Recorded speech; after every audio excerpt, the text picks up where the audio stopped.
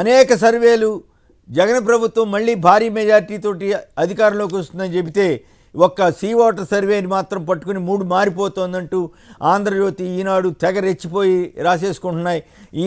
దీన్ని ఎంతవరకు ఆమోదించవచ్చు? దీని తర్వాత అసలు చంద్రబాబు గారు చాలా బాధపడుతున్నట్ట ఎన్డీఏలోకి వెళ్ళటానికి, కానీ తప్పనిసరి పరిస్థితిలో రాష్ట్రం కోసం వెళ్తున్నారంటూ ఒక జాకీలు పెట్టే వార్తని ఈయన ఆంధ్రజ్యోతి తెగ రాసి వాళ్ళు బాధపడ్డారు, చంద్రబాబు బాధపడ్డారు, ఆంధ్రజ్యోతి బాధపడింది, తెగ బాధపడిపోతున్నారు. ఇంత దిక్కుమాలను బీజేపీలోకి వెళ్లాల్సి వస్తూ ఉంది, ఇంత దిక్కుమాలను ఎన్డీఏలోకి తప్పనిసరి వెళ్లాల్సి వస్తుంది అన్నట్లుగా వాళ్ళు కథనాలు ఇస్తున్నారు.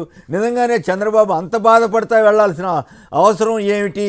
మైనారిటీల్ని మోసం చేయడం కోసమా, లేక జనాన్ని, ఆంధ్రప్రదేశ్ ప్రజల్ని మోసం చేయడం కోసమా అన్న దాని మీద తర్వాత చర్చలోకి వెళ్దాం. ముందుగా ఈ సర్వే, సీ ఓటర్ సర్వే ప్రామాణికత మీద ముందుగా ప్రసాద్ రెడ్డి గారు మాట్లాడతారు. నమస్కారం అండి కేసీఆర్ గారు. నిజానికి ప్రతి సర్వే కూడా కొంత అన్ప్రెడిక్టబిలిటీ ఉంటుంది, దానికి ఇంత ప్లస్ ఆర్ మైనస్ అట్లా ఉంటుందని. అంటే అసలు ఇప్పుడు ఏంటంటే పుట్టగొడుగుల్లో పుట్టుకొస్తున్న అనేక సర్వే సంస్థలు, 20 సర్వే సంస్థలు, 25 సర్వే సంస్థలు, వాటిని ఎవరు నిర్వహిస్తున్నారు, వారు వారి ప్రామాణికతకి ఏంటి, వారి స్టాఫ్ ఎంతమంది ఉన్నారని ఏమీ తెలియకుండా అందరూ అంటే తమకు అనుకూలంగా ఉన్న సర్వే అయితే హైలైట్ చేస్తున్నారు, తమకు వ్యతిరేకంగా ఉంటే సప్రెస్ చేస్తున్నారు. మనకి ఇండియా టుడే లేకపోతే టైమ్స్ నో ఇలాంటి వాటి కొంత ఏంటంటే క్రెడిబిలిటీ ఉన్న సంస్థలు కాబట్టి వాటి సర్వేల మీద కొంత ప్రజల్లో విశ్వాసం ఉంటుంది. కానీ ఎన్డీటీవీ ఈ సర్వేలకన్నిటికీ ప్రణయ్ రాయ్ మూల కారణం. ఆయన ఎన్టీ రామారావు వచ్చినప్పుడు స్టార్ట్ చేశారు, కరెక్ట్ గా ప్రెడిక్ట్ చేశారు. ఆయన 182 సీట్స్ అని ఒకసారి ప్రెడిక్ట్ చేశారు, 182 సీట్స్ వచ్చినాయి.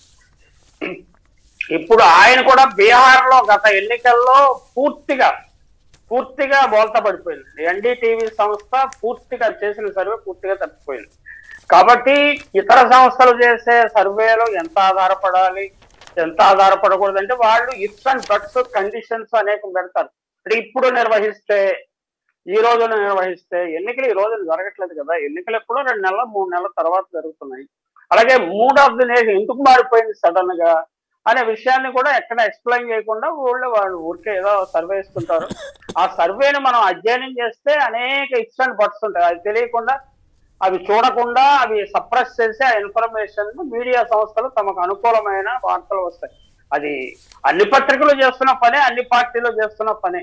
కాకపోతే ఏంటంటే మనకి చంద్రబాబు నాయుడు అనుసరిస్తున్న వైఖరి కానీ, ప్రతిపక్షాలు అనుసరిస్తున్న వైఖరి కానీ, ఇప్పటి వరకు వస్తున్న సర్వే ఫలితాలు కానీ, ఇవన్నీ కూడా ఏంటంటే ఇప్పుడున్న సర్వే ఎంతవరకు వాస్తవం అనేది మనకి క్వశ్చన్ మార్క్. ఫస్ట్ టైం ఏంటంటే Contra to the public opinion, Contra to the earlier surveys ఇతను ఇలా మాట్లాడుతున్నారు కాబట్టి ఇది ఖచ్చితంగా అనేక సందేహాస్పదమైనది. అలాగే ఎక్కడ చేశారు అంటే మనం పూర్తిగా సర్వే అధ్యయనం చేసే వరకు ఇలా చెప్పలేము. న్యూస్ పేపర్లో ఏంటంటే సప్రెస్ చేస్తున్నారు ఇన్ఫర్మేషన్, ఇంత ముందులాగా లేదు. మేము we cannot comment on things which newspapers are reporting. Original report నేను చూడటం జరగలేదు, చూస్తే కొంత సైంటిఫిక్ గా నేను అసెస్ చేయగలిగి ఉండేవాడిని.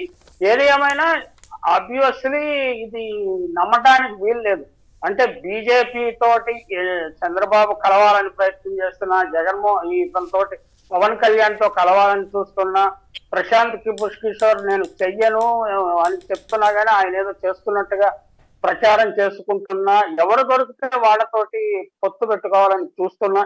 ఇవన్నీ చూస్తుంటే చంద్రబాబులో భయం ప్రవేశించింది, మళ్ళీ ఎన్నికల్లో నెగ్గనేమో అనే భయం ప్రవేశించింది. నా వ్యక్తిగత అంచనా కూడా గ్రాస్ రూట్ లో నేను చేసిన వ్యక్తిగత సర్వేలు కూడా ఏంటంటే ఖచ్చితంగా 2024 ఎన్నికల్లో మాత్రం జగన్ మంచి మెజారిటీతో నెగ్గుతాడనే అభిప్రాయం ఉన్నది. అయితే ఈయన మరి ఎంపీ ఎలక్షన్ల గురించి సర్వే చేసినట్టున్నారు. నిజానికి అసెంబ్లీ ఎలక్షన్స్ గురించి ఎంత డీప్ గా సర్వే చేశారో ఇది నాకు తెలియదు కాబట్టి నేను పూర్తిగా సైంటిఫిక్ కామెంట్ చేయలేదు. అంటే ఒకటి మొత్తం నిన్న విశ్లేషణలు వచ్చినాయి ప్రసాద్ రెడ్డి గారు, మొత్తం దేశం అంతా కలిపి కూడా 1,50,000 మందిని చేశారట, ఒక్కొక్క పార్లమెంట్ నియోజకవర్గానికి 250 మందిని చేశారట. అదే ఇక్కడ న్యూస్ ఎరేనా ఇండియా అనే ఒక సంస్థ ఒక్క ఆంధ్రప్రదేశ్లోనే 88,700 మందిని చేసింది.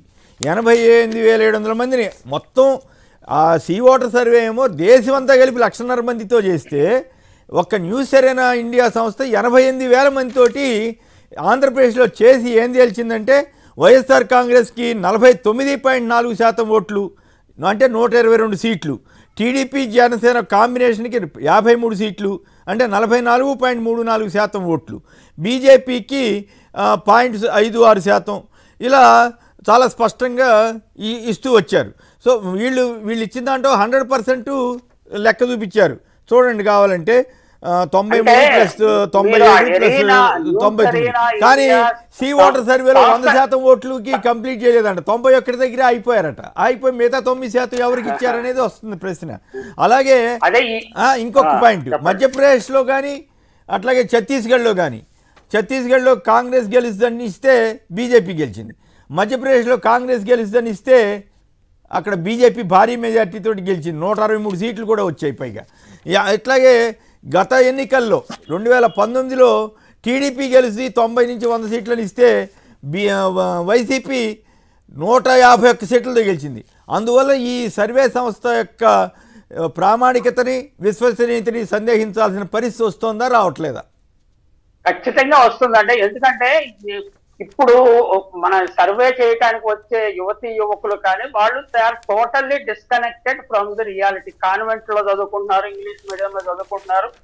అలాగే ఏంటంటే వోకల్ సెక్షన్స్ ఎప్పుడు గట్టిగా మాట్లాడుతుంటాయండి. Vocal sections pro TDP, pro Janasena వర్గాలు గట్టిగా మాట్లాడినట్టుగా ప్రో గవర్నమెంట్ వర్గాలు సైలెంట్ గా ఉంటారు. వాళ్ళు సైలెంట్ గా ఓటేస్తారు. వాళ్ళకి ఏం చేయాలో తెలుసు. అంటే వీళ్ళు బయట వాళ్ళని చూడగానే వాళ్ళు అనుమానితంగా ఏదో ఒకటి చెప్తుంటారు.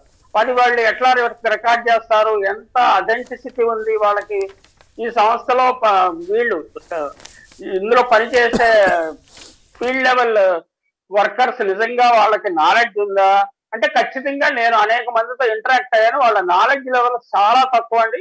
మన ఆంధ్రప్రదేశ్ కానీ లేకపోతే వాళ్ళు ఏ ఏరియాలో సర్వే చేస్తారో వాళ్ళ సోషల్, ఎకనామిక్, లేకపోతే యాటిట్యూడ్స్ గురించి, వాళ్ళ సైకాలజీ గురించి వాళ్ళ నాలెడ్జ్ ఆల్మోస్ట్ జీరో అని చెప్తాను.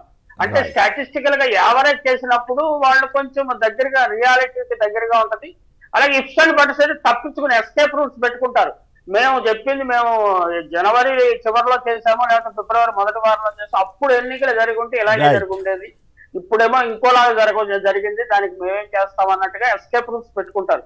ప్రతి సంవత్సరం పెట్టుకుంటుంది. కాబట్టి ఈ రిపోర్ట్ ని పెద్దగా సీరియస్ గా తీసుకోవాల్సిన అవసరం లేదు. కాకపోతే దీనికి ఏంటంటే India today mood of the nation survey అనే పేరు పెట్టారు కాబట్టి కొంత దానికి కొంచెం వెలిడిటీ వస్తుంది, ప్రజల్లో క్రెడిబిలిటీ వస్తుంది. అన్ని సంస్థలు కూడా అవుట్ సోర్స్ చేస్తున్నాయి. అవుట్ సోర్స్ చేశాక